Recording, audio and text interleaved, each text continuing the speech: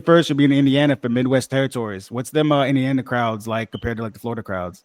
Man, it's a different scene. Like they so Florida, it's more character and interactions. You know what I mean? Like they want the interaction. You know, and I break this down to up and coming guys all the time. It's like you can do all the moves, but if you look out in the crowd and you give them the Bret Hart, you give them this one, you'll get more reaction than most of the moves you just did. They want Yeah. that interaction.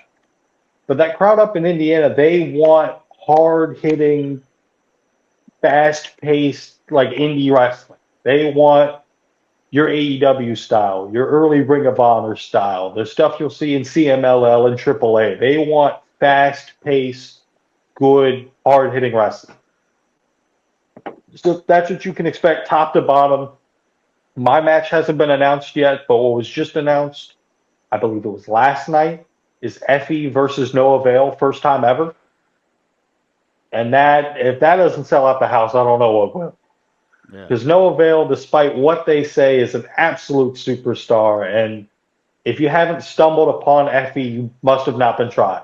Like that's going to be a marquee match, if you will, to coin a phrase, for the evening. Indiana put on some good shows back in the early 2000s, man. IWA Mid South, man, he used to put on some real bangers out there. Samoa Joe, Brian Danielson, CM Punk, all those guys when they first started. Absolutely. And during the pandemic, a company called Paradigm Pro Wrestling did a bunch of like private enclosed tapings.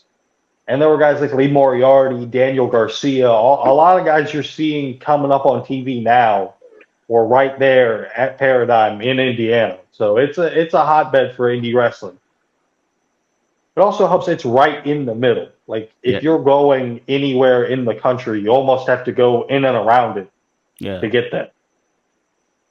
Different breed over there too. Oh, absolutely.